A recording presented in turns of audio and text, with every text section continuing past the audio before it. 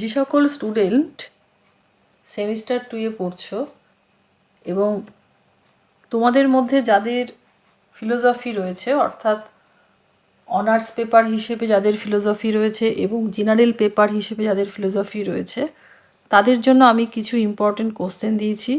এবং এই যে সাজেশনটা তোমরা দেখছো, এটা নিউ সিলেবাস অনুযায়ী, অর্থাৎ সিসিএফ যে সিলেবাস, সেই সিলেবাস অনুযায়ী সাজেশনটা করা হয়েছে।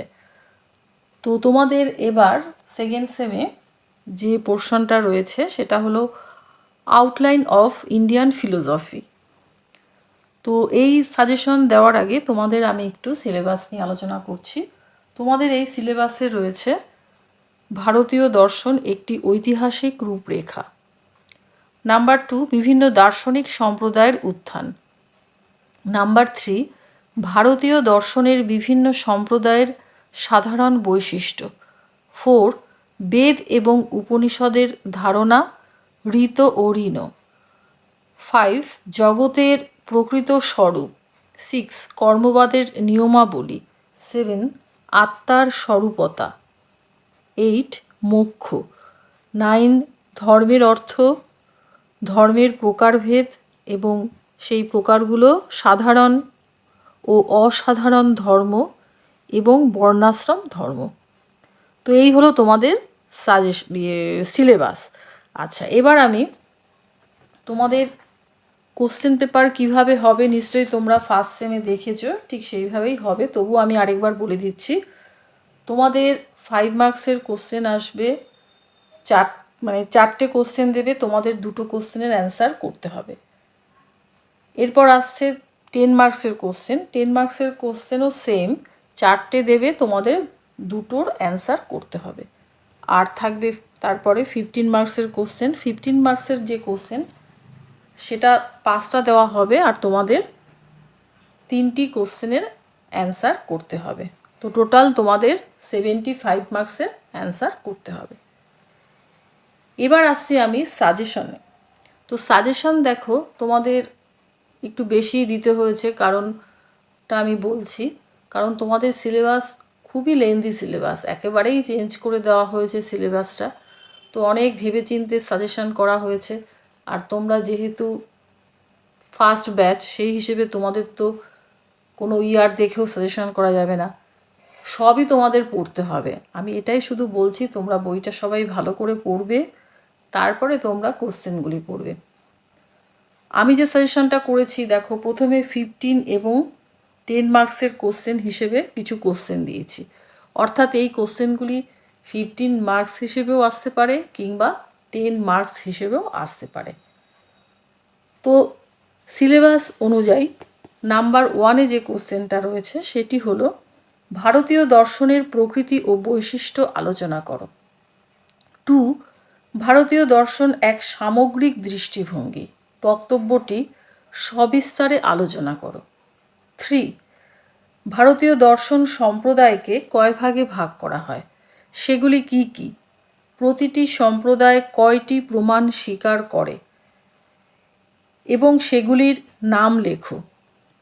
নাম্বার 4, ন্যায়মতে প্রত্যক্ষ কাকে বলে, এ প্রসঙ্গে সবিকল্পক ও নির্বিকল্প প্রত্যক্ষের সংজ্ঞা দাও এবং উভয় প্রকার প্রত্যক্ষের মধ্যে পার্থক্য কী। 5, লৌকিক সন্নিকর্ষ কাকে বলে, ইহা কয় প্রকার ও কী কী, প্রতিটি সন্নিকর্ষ সংক্ষেপে আলোচনা করো।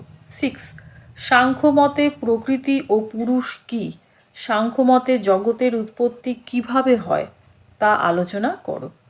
7, ভারতীয় দর্শন চিন্তায় ঈশ্বরকে কিভাবে বর্ণনা করা হয়েছে। 8, ভারতীয় দর্শনে পুরুষার্থ বলতে কি বোঝানো হয়। এরপরের যে কোশ্চেনটা সেটা আমি শেষে দিয়েছি, ভারতীয় দর্শনে কয় প্রকার পুরুষার্থ স্বীকৃত। তারপর যে কোশ্চেনটা রয়েছে সেটা হলো, সমগ্র ভারতীয় দর্শন সম্প্রদায়ের মতে মোক্ষ বা মুক্তি লাভ কিভাবে সম্ভব হয়। 9, বেদ কি, বেদের বিভিন্ন বিভাগগুলি সম্পর্কে বিস্তারিত আলোচনা করো। নাম্বার 10, ভারতীয় দর্শনে ঋত এবং ঋণ এর ধারণাকে কিভাবে বর্ণনা করা হয়েছে।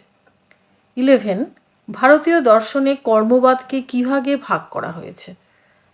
সকাম কর্ম ও নিষ্কাম কর্ম কি, অর্থাৎ কাকে বলে, কিংবা এটা তোমাদের পার্থক্য হিসেবেও দিতে পারে। গীতায় বর্ণিত নিষ্কাম কর্ম বা কর্মযোগ কি? মোক্ষের ধারণার সাথে কর্মবাদ কি অসঙ্গতিপূর্ণ? 12, বৌদ্ধ দর্শনে আত্মার স্বরূপ কিভাবে আলোচিত হয়েছে? অথবা কোশ্চেনটা এইভাবেও আসতে পারে, বৌদ্ধ নৈরাত্যবাদ বা অনাত্মবাদ ব্যাখ্যা করো। 13, চার্বাক মতে চৈতন্য বিশিষ্ট দেহই আত্মা ব্যাখ্যা করো। অথবা চার্বাক দেহাত্মবাদ আলোচনা করো, অথবা আত্মা সম্পর্কে চার্বাক মত ব্যাখ্যা করো। 14, ভারতীয় দর্শন মতে কর্মবাদ কি? নিত্য নৈমিত্তিক কর্ম, কাম্য কর্ম ও নিষিদ্ধ কর্ম কি? কর্ম দুবার রিপিট করা হয়েছে, আরেকবার মানে দুবার লেখা হয়েছে, তা ব্যাখ্যা করো। 15, ধর্মের অর্থ ব্যাখ্যা করো। ধর্ম কয় প্রকার ও কি কি? প্রতিটি ধর্ম বিশদে আলোচনা করো। এই হলো তোমাদের 15 কিংবা 10 মার্কস হিসেবে এই কোশ্চেনগুলি আসতে পারে। এবার আমি আসছি 5 মার্কসের কোশ্চেনে। তো এই 5 মার্কসের কোশ্চেনগুলি কিন্তু 10 মার্কস হিসেবেও আসতে পারে, তাই আমি 10 এবং 5 দুটো মার্কসই আমি দিয়ে দিয়েছি এখানে। দেখো দুরকমভাবেই যেহেতু আসতে পারে। নাম্বার 1, ভারতীয় দর্শন চিন্তার ক্রমবিকাশের কালগত বিভাগ সংক্ষেপে আলোচনা করো। 2, চার্বাক দর্শন সম্প্রদায় কাকে একমাত্র প্রমাণ বলে স্বীকার করে এবং কেন? 3, চার্বাকরা শব্দকে কেন প্রমাণ বলে মনে করে না? 4, অনুমান প্রমাণ নয় এই উক্তিটি কোন ভারতীয় দার্শনিক সম্প্রদায়ের? উক্তিটি ব্যাখ্যা করো। 5, পঞ্চাবয়বী ন্যায় কাকে বলে? সংক্ষেপে আলোচনা করো।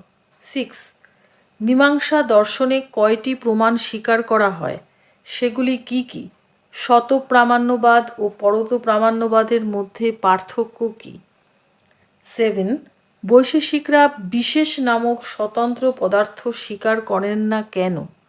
8, অদ্বৈত বেদান্ত মতে নির্গুণ ব্রহ্ম ও সগুণ ব্রহ্মের মধ্যে পার্থক্য কি? অথবা কোশ্চেনটা এইভাবেও আসতে পারে, অদ্বৈত বেদান্ত মতে ব্রহ্ম ও ঈশ্বরের মধ্যে পার্থক্য কি? নাম্বার 9, শঙ্করাচার্যের মতে জগৎ কোন অর্থে মিথ্যে? 10, জগৎ সম্পর্কে চার্বাক মত আলোচনা করো। 11, বৌদ্ধ দর্শন জগৎ সম্পর্কে কি ব্যাখ্যা দেয়? 12, বৌদ্ধ দর্শনে কর্মবাদ কিভাবে বর্ণিত হয়েছে? 13, মোক্ষ কাকে বলে? ভারতীয় দর্শনে মোক্ষকে পরম পুরুষার্থ বলা হয়েছে কেন? 14, জীবমুক্তি ও বিদেহ মুক্তি বলতে কি বোঝো?